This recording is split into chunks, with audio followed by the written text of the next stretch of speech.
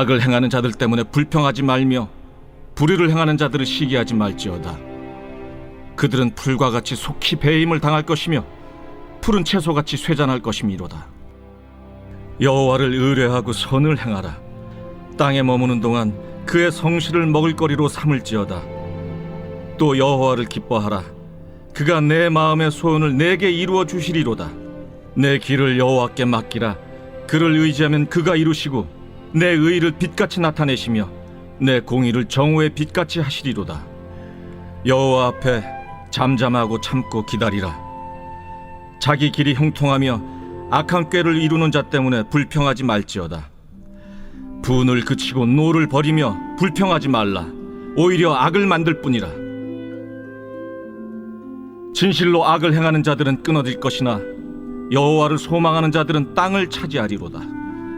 잠시 후에는 악인이 없어지리니 내가 그곳을 자세히 살필지라도 없으리로다. 그러나 온유한 자들은 땅을 차지하며 풍성한 화평으로 즐거워하리로다. 할렐루야. 오늘 말씀 묵상에 함께 하신 여러분 모두를 주님의 이름으로 축복합니다. 2022년의 마지막 달 첫날이 됐어요. 여러분 이번 한 달도 믿음으로 승리하시고 한 해 잘 마무리하실 수 있기를 축복합니다. 오늘 본문 시편 37편은 팔복의 시편이라고 별명 붙일 수 있는 다윗의 시편입니다. 예수님의 팔복 중 세 번째 복, 온유한 자는 땅을 기업으로 얻을 것이다. 그렇게 말씀하신 예수님의 말씀의 뿌리가 되는 말씀이기도 합니다. 오늘 본문의 말씀의 결론이라고 할 수 있는 11절을 보시면요, 이렇게 나와 있습니다. 그러나 온유한 자들은 땅을 차지하며 풍성한 화평으로 즐거워하리로다. 아멘. 온유한 자들은 땅을 기업으로 차지할 것이다. 이렇게 말씀하신 예수님의 말씀과 참 일치하죠. 과연 온유함이 무엇이길래 땅을 차지하며 풍성한 화평의 복을 누릴 수 있는가? 이 말씀은 다윗의 온유함에 대한 복으로서 그의 삶에 이루어 주신 하나님의 약속의 말씀이기도 했습니다. 다윗은 남유다 왕이 되었고요. 이후 남북 통일 왕국의 왕이 되었습니다. 더욱 강화해져서 이방 나라를 정복하며 당시 세계 왕이 되었죠. 그는 땅을 차지했고요. 다윗 시대에 하나님이 주신 큰 화평으로 즐거워했습니다. 다윗이 말한 이 온유함이 무엇이었길래 이런 복을 그가 얻을 수 있었는가, 이를 알기 위해서 오늘 본문의 상황이 어떠한지 한번 생각해 봐야 할 것입니다. 오늘 시는요, 구체적으로 언제 기록된 시인지 명시되어 있진 않지만 오늘 본문 내용을 보면 다윗이 사울의 살해 위협을 피해서 도망하던 때에 기록한 것 같습니다. 그때 그의 삶이 얼마나 공고했던지 결국 당시 적국의 나라인 블레셋으로 망명까지 하게 되었습니다. 여러분도 아시다시피 다윗은 그토록 괴롭게 하는 사울에게 복수할 기회가 있었죠. 그런데도 사울이 하나님의 기름 부음 받은 자라는 생각으로 그를 죽이지 않았습니다. 자기를 헤아리는 악인을 향한 분노, 그런 복수심이 차오를 수밖에 없는 상황에 감정대로 하지 않고 하나님을 생각하면서 불평을 가라앉히고 참아냈던 겁니다. 바로 오늘 본문에서 이것이 온유함의 복이었음을 말하는 건데요. 이 말씀을 우리 삶에도 잘 적용해 볼 수 있습니다. 왜냐하면 우리 삶에도 우리를 해하고 분노케 하는 악인들이 꼭 존재하기 때문에 그렇습니다. 과연 하나님께서 우리에게 원하시는 모습은 무엇이며 또한 우리는 어떻게 반응해야 할 것인가? 오늘 본문의 다윗의 입을 통해 전해주시는 하나님의 말씀을 한번 세 가지로 살펴보겠습니다. 첫 번째로 온유한 자는 악인 때문에 불평하지 않는 사람이라고 말씀합니다. 본문 1절 말씀을 함께 보시기 바랍니다. 악을 행하는 자들 때문에 불평하지 말며 불의를 행하는 자들을 시기하지 말지어다. 다윗은 말합니다. 악을 행하는 자들 때문에 불평하지 말라. 불의를 행하면서도 문제없이 웃고 사는 사람들을 보면서 시기하지 말라고 말씀하고 있습니다. 사랑하는 여러분, 말이 쉽지 악인을 대하면 참 어렵잖아요. 그런데 무작정 불평하지 말라는 말씀이 아닙니다. 그렇게 하지 않을 수 있는 근거가 있습니다. 본문 2절 말씀을 보시겠습니다. 그들은 풀과 같이 속히 배임을 당할 것이며 푸른 채소와 같이 쇠잔할 것이미로다. 아멘. 왜 불평하지 말라고 말씀하십니까? 악인은 풀과 같이 속히 배임을 당할 것이고 푸른 채소같이 시들어 버릴 것이기 때문에 그렇다는 겁니다. 여러분, 여름날의 풀은 감당 못할 정도로 속히 무성하게 자라죠. 그러나 낫을 한번 베면 금세 말라버립니다. 싱싱한 채소도 마찬가지입니다. 뽑아놓으면 금방 시들어버리고 맙니다. 지금 무성하게 보이는 악인도 마찬가지 상태라는 거예요. 결국 하나님의 손에 한순간 배임을 당하고 뽑혀버릴 것이기 때문에 그것을 믿고 불평하지 말라는 겁니다. 사랑하는 여러분, 악인의 형통함 앞에서 불평은 그 순간 너무 당연한 것 같지만 하나님이 보실 때는 이 모든 상황을 알고 계시는 하나님을 믿지 않는 것과 같습니다. 공의로우신 하나님께서 결국 의인의 편이 되사 악인은 심판할 것인데 그것을 믿지 못한다는 겁니다.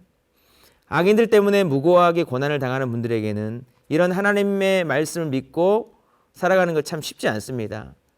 그러나 하나님은 여전히 우리에게 온유한 자 되기를 요청하십니다. 악을 행하는 자들 때문에 불평하지 말라. 불의를 행하는 자들을 시기하지 말라. 사랑하는 여러분, 공의로우신 하나님께서 살아계시며 결국 내가 손대지 않아도 하나님께 사실 것을 믿고 순간 일어나는 모든 불평에 입을 닫고 모든 상황 위에 역사하시는 하나님을 인정하는 온유한 자 되시기를 주님의 이름으로 축복합니다. 두 번째로 온유한 자는 여호와를 기뻐하는 자라고 말씀하십니다. 본문 4절 말씀을 함께 보시겠습니다. 또 여호와를 기뻐하라. 그가 내 마음의 소원을 이루어 주시리로다. 아멘. 성경은요, 우리에게 악인 때문에 불평하지 않는 수준을 뛰어넘어서 여호와를 기뻐하는 자가 되라고 요청하십니다. 참 쉽지 않아 보이는 것이 사실입니다. 불평, 분노와 기쁨은 정반대의 감정이죠. 악인이 날뛰며 괴롭히는 상황에 불평하고 분노해도 부족할 텐데 어찌 기뻐할 수 있는가? 이것이 우리의 기본적인 생각이고 마음입니다. 그러나 하나님은 그런 상황에 여호와를 기뻐하라, 여호와 때문에 기뻐하라라고 말씀하십니다. 이 여호와를 기뻐하라는 말을 영어로 읽어보니까 take delight in the Lord 그렇게 되어 있습니다. 주님 안에서 기쁨을 취하라, 기쁨을 붙잡으라 라는 뜻입니다. 우리가 기쁨을 붙잡을 수도 있고 붙잡지 않을 수도 있다는 뜻입니다. 악인을 대하는 나의 감정대로만 하자면 불평, 분노할 수밖에 없지만 그 순간 하나님을 크게 생각하고 붙잡으면 기뻐할 수 있다는 것입니다. 어렵지만 그렇게 할 때 어떤 일이 벌어지는가? 여호와를 기뻐하라.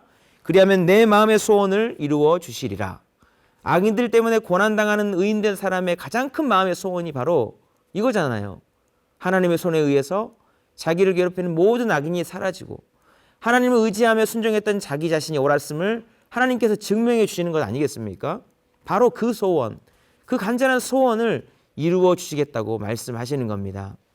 오늘 보면 6절 말씀 보십시오. 내 의를 빛같이 내 공의를 정오의 빛같이 하시리로다.